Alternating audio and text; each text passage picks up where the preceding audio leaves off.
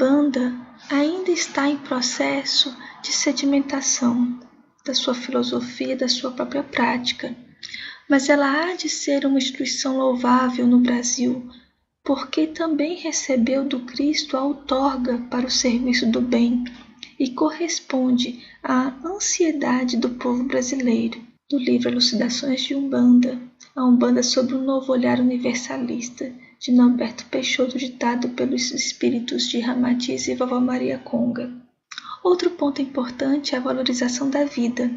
A Umbanda valoriza a natureza, valoriza as diferentes pessoas da nossa cultura, os diferentes papéis, e não teria por que também não valorizar a vida humana. Isso se dá pelo entendimento de que a consciência cósmica está em tudo. Deus está em tudo, cada um enfaixado no seu próprio magnetismo, na sua linha vibracional, num processo contínuo de evolução. Porém, o todo, que é Deus, participa da realidade que origina tudo no universo, em todas as coisas, em todos os seres. Quando uma parte se desprende de Deus, que é o todo perfeito, esta parcela mantém as suas potencialidades da perfeição. Esse espírito tende ao movimento ascensional, em razão das leis regulativas do Criador, que estabelecem a evolução. Essas leis regem a harmonia cósmica e sua relação de causalidade nas variadas configurações. A relação de causalidade permite aos seres a retomada de sua trajetória evolutiva, desde que cumpridos os requisitos básicos de construção do amor e da caridade, de harmonia com o todo. O homem intelectualizado chegará um dia a ser um cidadão universal, um espírito livre, tanto da sua forma, da percepção da imensidão do todo que é o cosmo. Todos os seres, desde o protozoário até o homem mais intelectualizado, todos chegarão até Deus. Do livro Elucidações de Umbanda, a Umbanda sob um novo olhar universalista, do espírito de Ramatiz e Vovó Maria Conga. O processo de evolução visa um encontro com Deus, e a Umbanda proporciona essa reintegração do homem com a vida e com a fé. Os homens que já conseguiram estabelecer seus ideais de vida nos sentimentos elevados, que superou as suas limitações em termos de mágoa, ressentimento, ódio e sentimentos que trazem a carga material, eles vão, por meio do relaxamento e da meditação, conseguir a dissociação do seu corpo físico, sede da consciência individual, e assim integrar-se, mesmo que por um lapso pequeno de tempo, com a consciência cósmica. Essa visão de Deus, ela é tão clara, a consciência individual, ainda que por esse lapso pequeno de tempo, que ao retornar ao seu corpo físico, este ser passa a expressar sentimentos, uma nova estrutura do seu raciocínio, da sua fisiologia, da sua personalidade. É como se ele novamente estivesse integrado, uma parcela que se completa em relação ao todo, de onde um dia ele veio e para onde ele retornará. Esse desvelar de uma ponta do mistério erigido sobre o absoluto leva a consciência do indivíduo a um êxtase deslumbrante e indescritível diante da verdade elementar. A mente funciona, então, naquele diminuto momento, unida à consciência plena da realidade suprema que é Deus, como uma gotícula de chuva que se integrou ao mar. A integração da consciência cósmica, a consciência individual, faz com que este ser estabeleça novos objetivos espirituais, porque compreende a evolução em que se encontra rumo à angelitude. Então, esse iniciado obtém alento, a certeza do que o espera nos degraus mais elevados da ascensão espiritual, e passa a buscar os desígnios superiores na sua própria existência carnal, crescendo espiritualmente na convivência fraterna e solidária com seus semelhantes.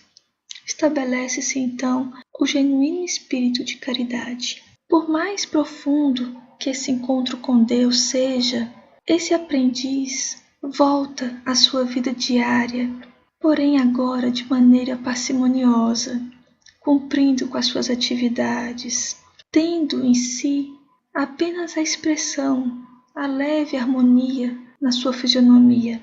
Para entender esse momento, esse estado, essa evolução, basta que nós observemos o semblante de Jesus Cristo, que prometeu que deixaria para nós a sua paz.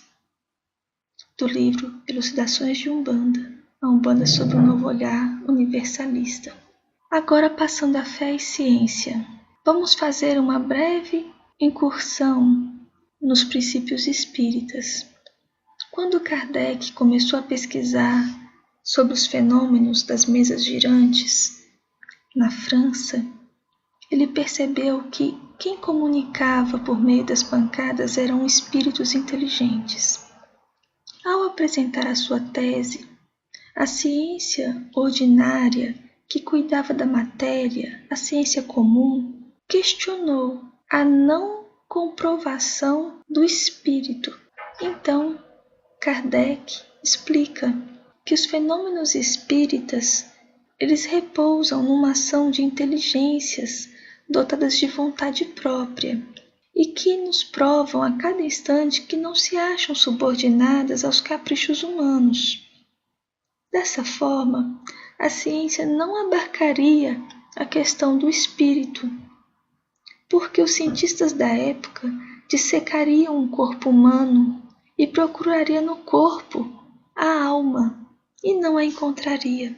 Então concluiriam que ela não existe, porque abordavam a questão do espírito a partir de um ponto de vista exclusivamente material.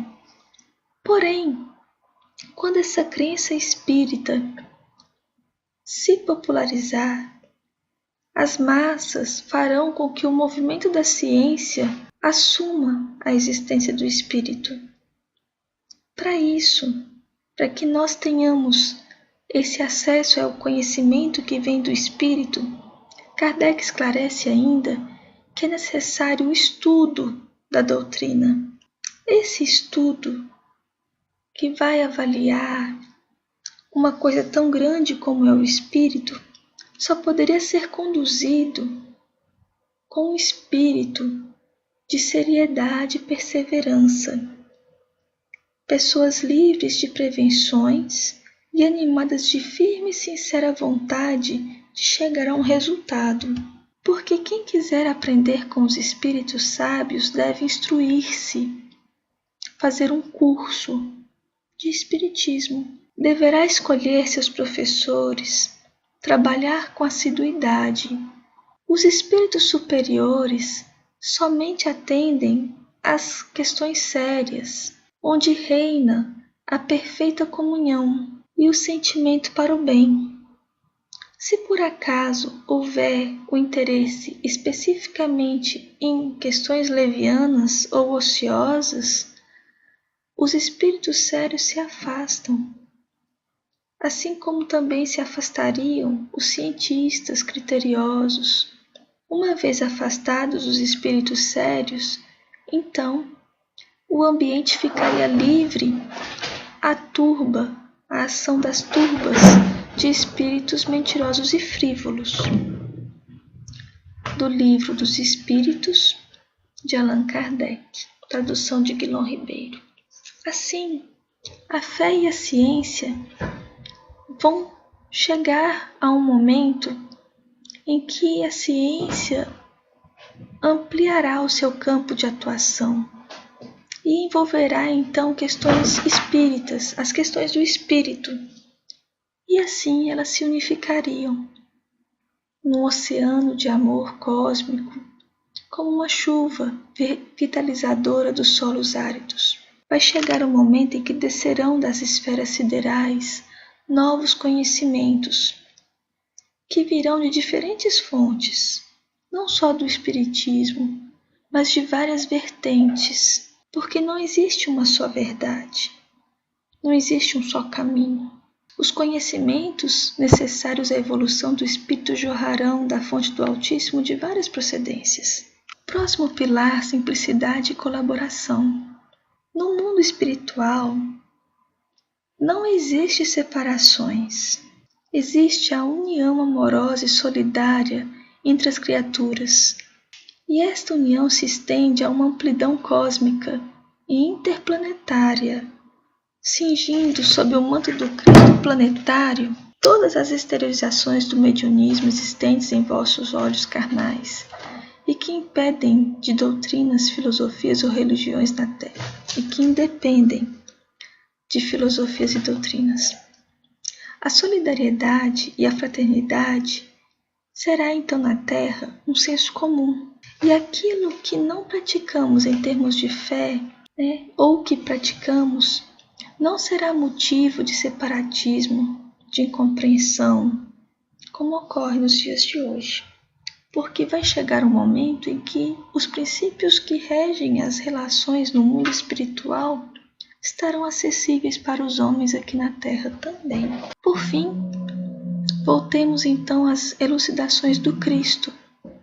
Quando Jesus diz que, Pai, em tuas mãos te entrego o meu espírito, atentemos para a sublimidade desse instante único em que Jesus entrega seu espírito, mas não um espírito qualquer, um espírito burilado pelo sofrimento, pela experiência aqui na Terra, mostrando que a vivência do corpo, esse corpo frágil, simboliza uma perecibilidade das coisas materiais e que então o seu espírito livre voltava para Deus, mas sublime, enriquecido dos valores aqui adquiridos. Esse foi o nosso encontro, nesse segundo momento sobre a filosofia umbandista. Um grande abraço.